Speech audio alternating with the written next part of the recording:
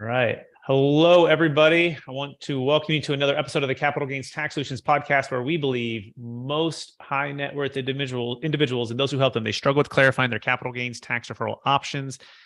Not having a clear plan is the enemy, and using a proven tax deferral strategy, such as the deferred sales trust, is an amazing way for you to exit highly appreciated assets, businesses, real estate, land, eliminate the need for the 1031 exchange so you can create and preserve more wealth and do it on your terms at your timing.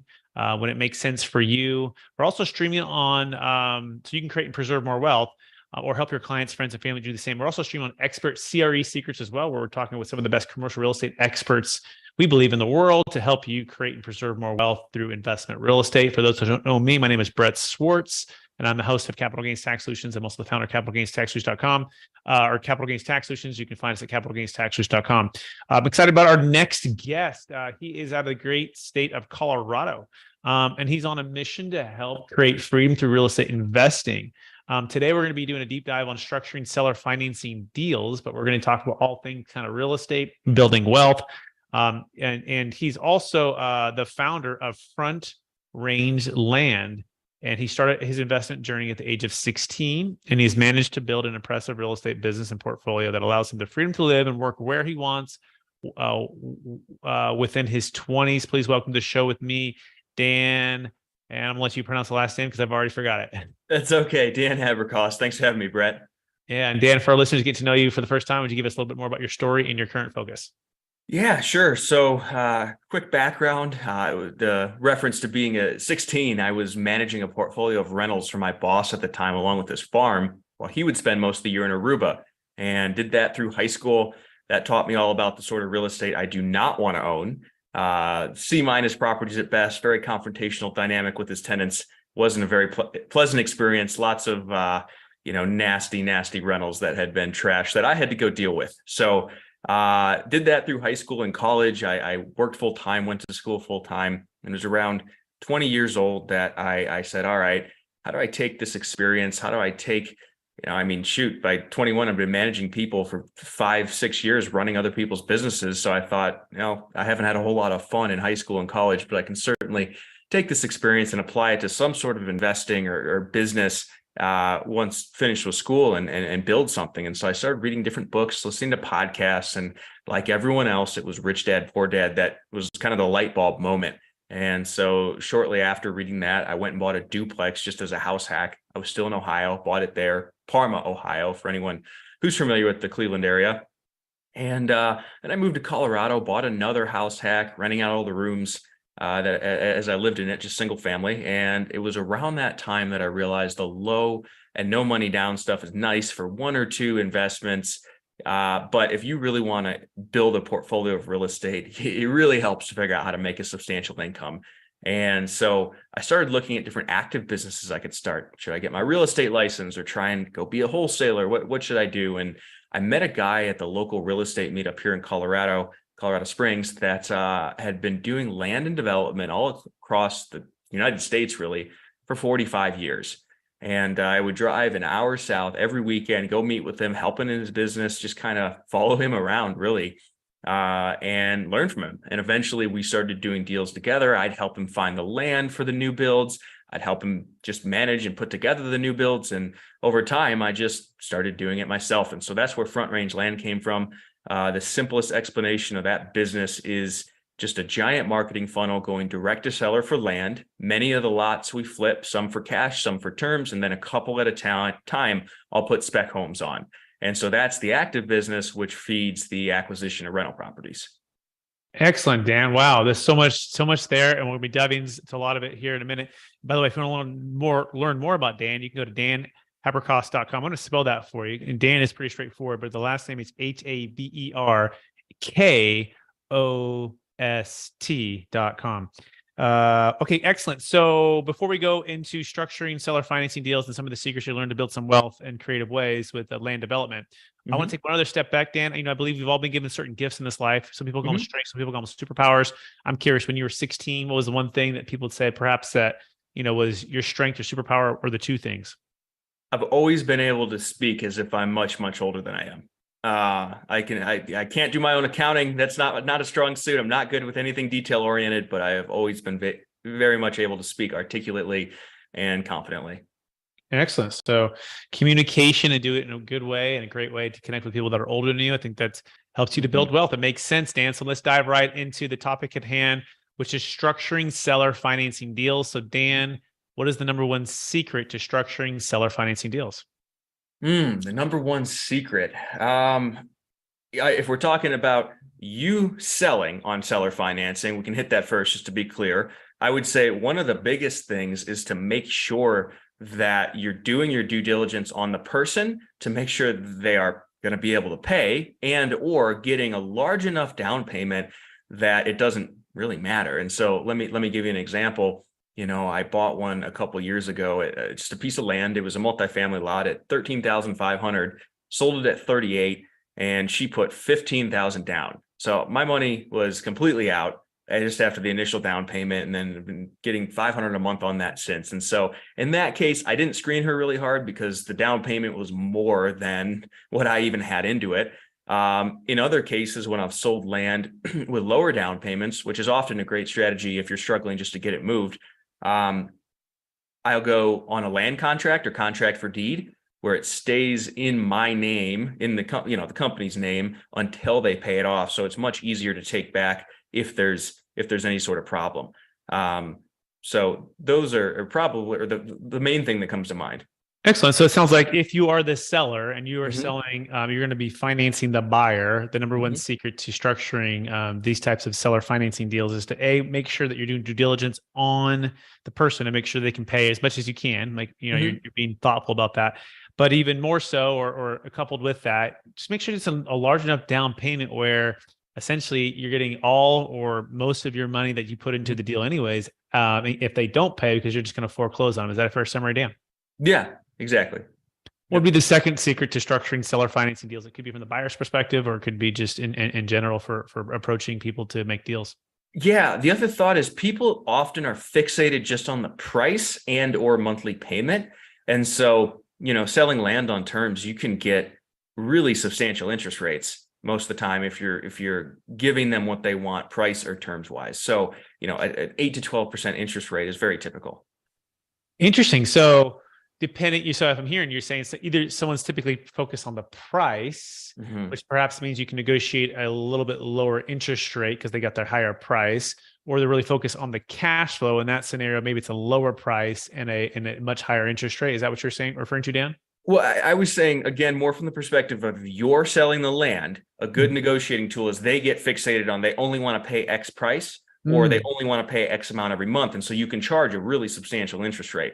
But your point is also true on the flip side, where if you're trying to buy on terms, people still get fixated on a number, whether it's a lot of times it's the price.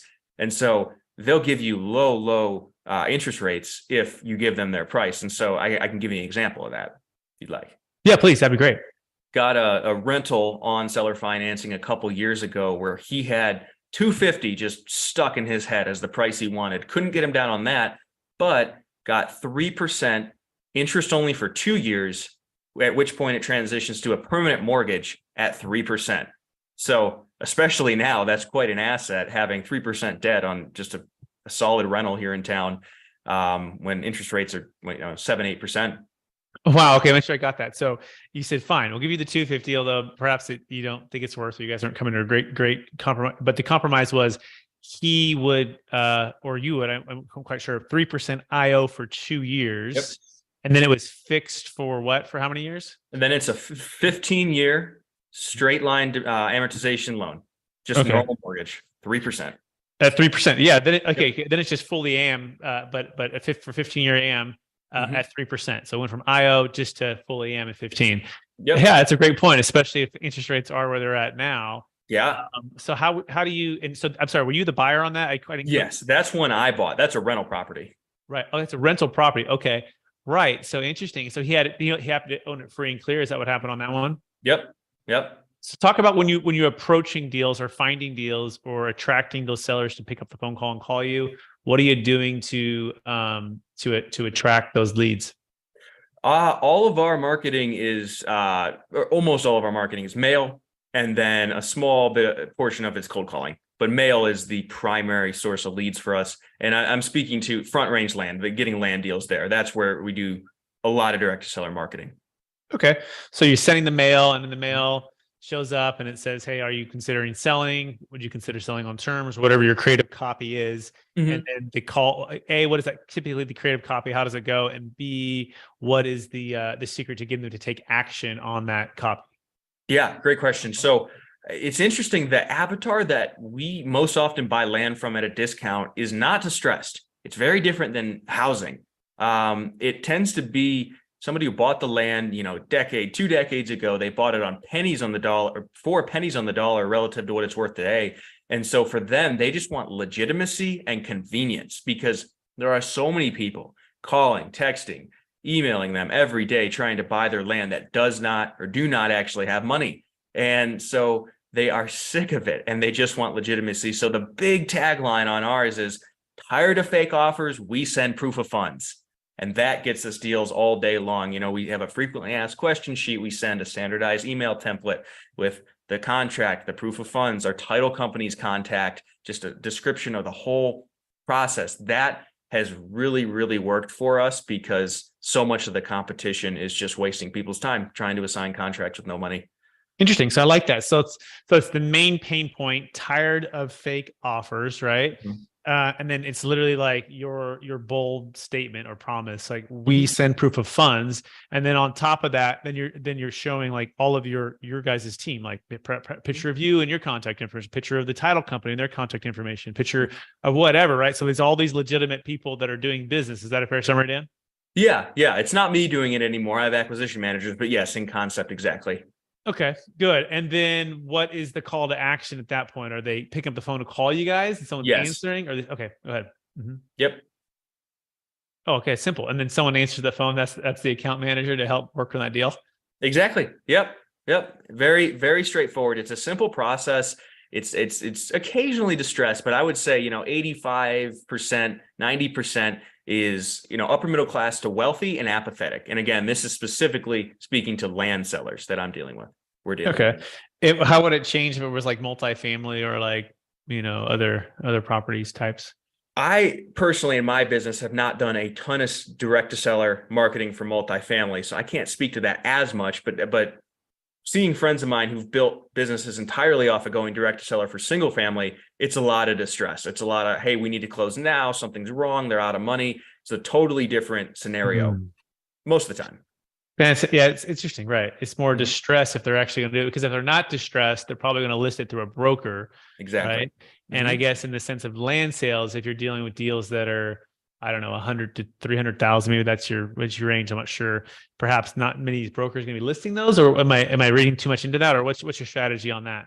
That's partially true, but a lot of it, again, is just think about it. If you're 75 years old, you bought this 15 years ago, you have plenty of money. You don't want to deal with listing it and taking offers. And if someone just gets it done for you, where all you have to do is sign when the notary shows up, sure, I'll take it. Their time's more important than their money. Makes sense. Okay, there it is. The time is more important than money. Perhaps that might be a tagline. Hey, your time is more important perhaps than whatever the headache that you might have. Give us a call. We'll talk through your options. So, all right. So then how do you make money now? So you bought the thing for $250, right? And now what are you doing? Are you going to turn around and sell that on terms to someone else for a higher interest rate, or walk me through that? Yeah. So 3 ways. A lot of times we'll just flip them for cash. So that's a big part of the business. It's nice to have some note payments coming in. So we'll sell them on terms sometimes as well. And then the third avenue is just putting a house on it, putting a spec house on it. Now, I only do that here in Colorado, where it's close, where it's local, but I always have 2 to 3 new builds going. And that's been a great source of income too. Interesting. So you kind of have 3 sources. They have the kind of continual cash flow of just the notes paying. You have ones that are flipping and maybe like doubles or triples, if you will. And then you have the longer term home runs that you're building longer term wealth. So you have those 3 buckets. Talk about how your mindset is with those and how you've built that over the years. Yeah. Well, they're good complements of each other. And a lot of times it just comes down to the lots we get. So, in Colorado where we're building, when I would get lots that are completely flat between 2 houses, all utilities in place, as easy as it gets, those are just excellent ones to put houses on because they're shovel ready, right?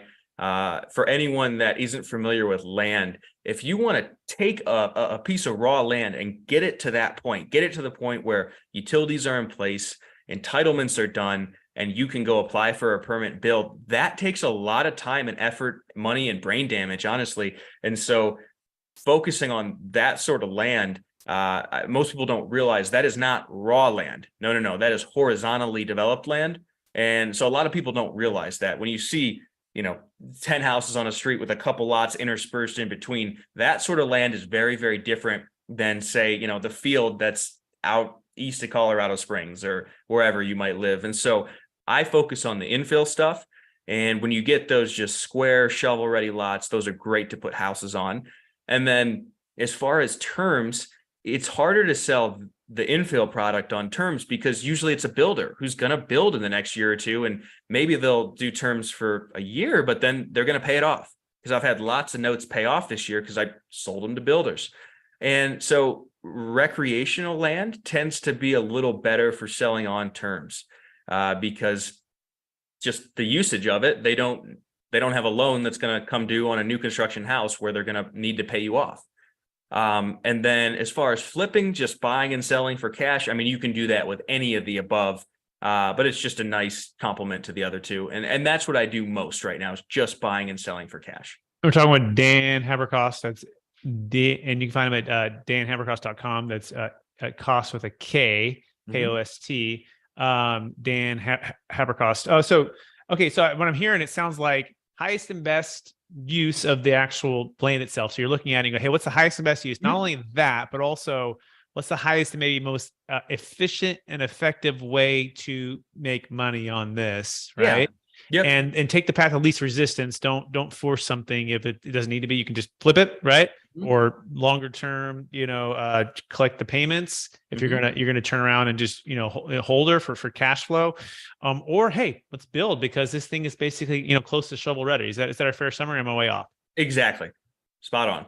Okay. Yep. So talk about scaling now, right? So now you're doing this yourself, right? You learn from somebody else, you did it yourself, and then you're like, okay, you said a little bit earlier, I'm no longer the account manager or the, maybe the frontline, qualifier or setter.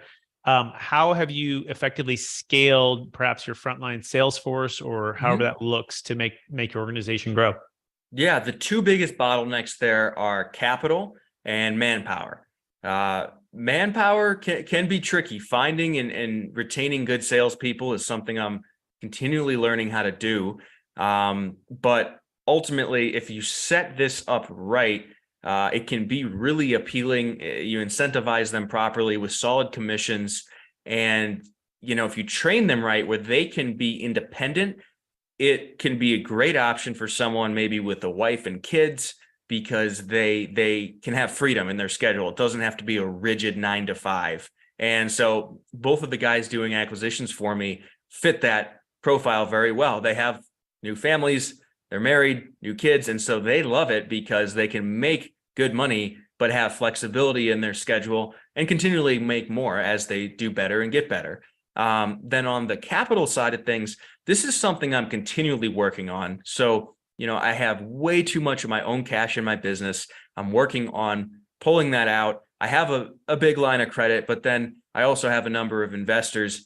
And it's a little bit of a mess the way I'm doing it right now. So I'm working on systemizing that, getting more of my cash out, pooling money, and having just a large chunk available at any and all times to continually buy and sell more lots, because I am not doing assignments, to be clear. Okay, got it. Let's focus on the manpower one for a second, because I think that's really important, right? I mean, especially given the age we're in right now with the great resignation, right? And just everything that's been happening in the last couple of years.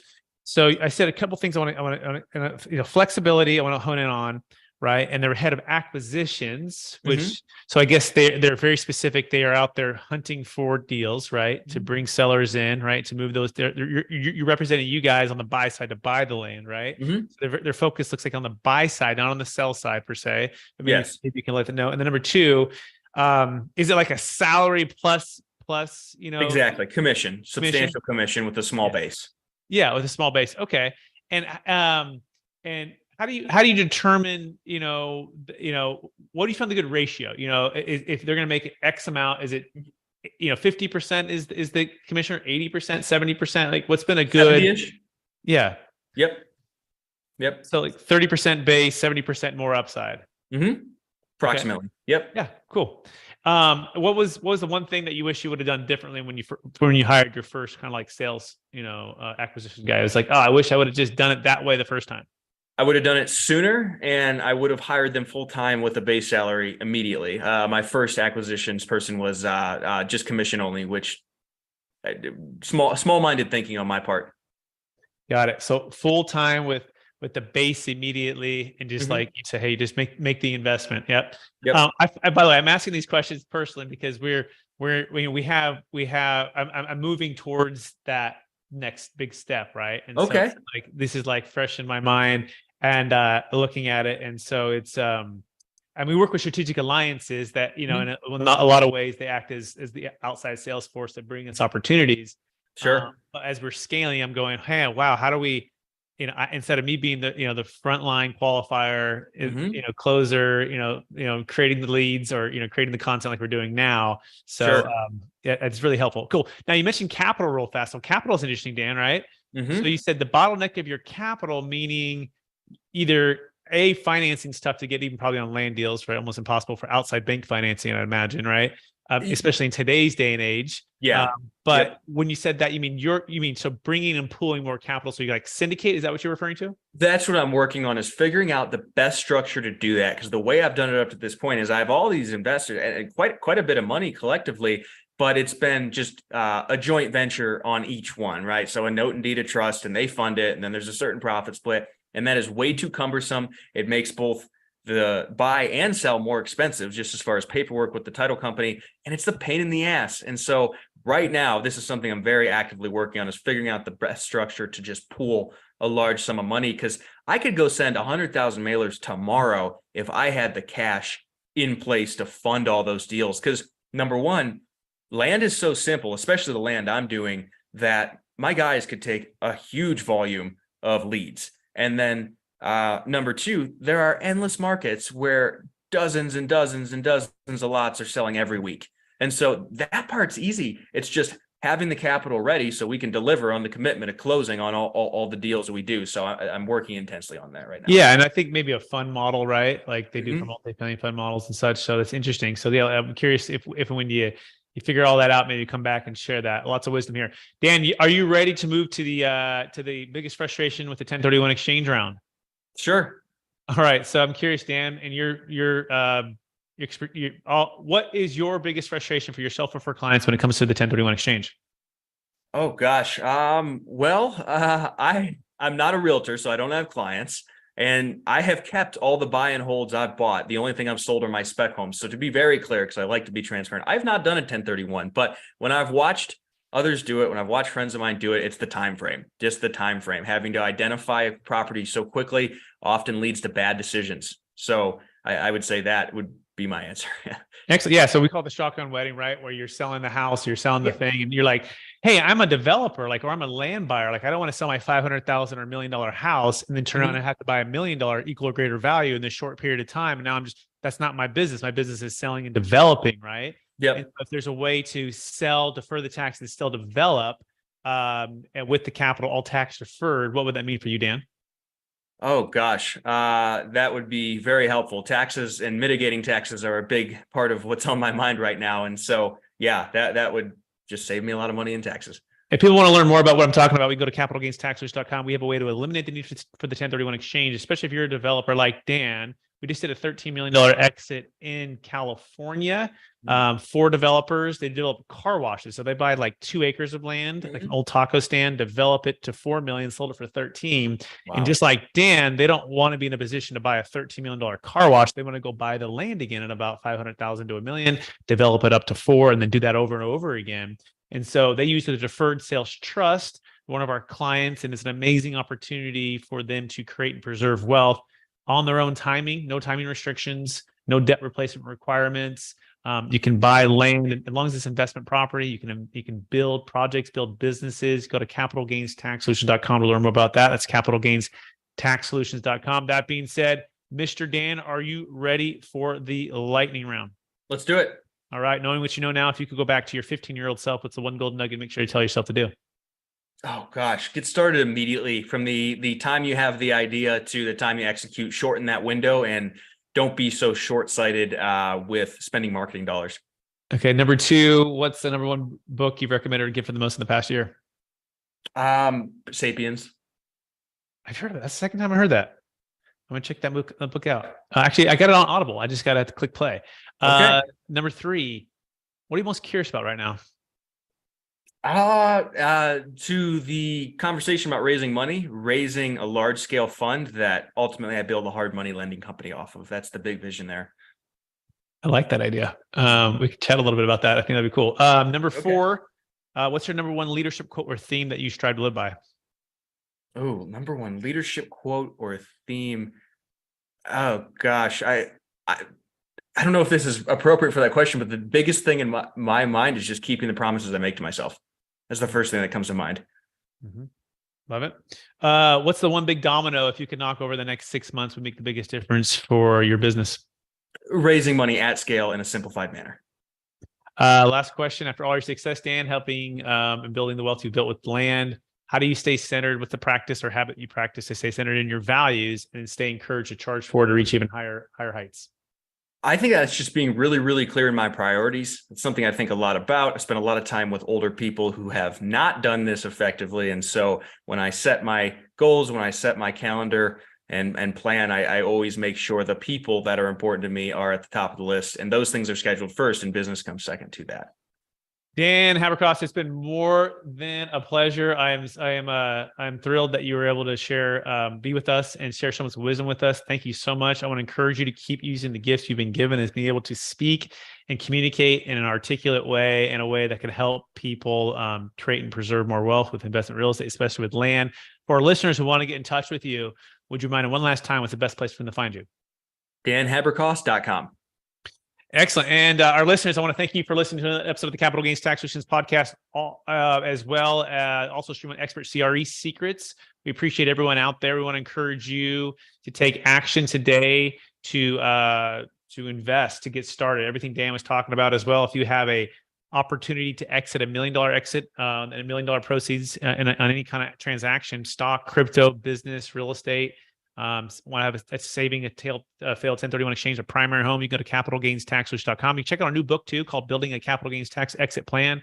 We have Kevin Harrington from Shark Tank in the book, and a number of other really smart people. I got a couple of chapters too. We just hit #1 bestseller, by the way, for wealth and real estate. So check that out on Amazon, or just go to capitalgainstaxsolutions.com.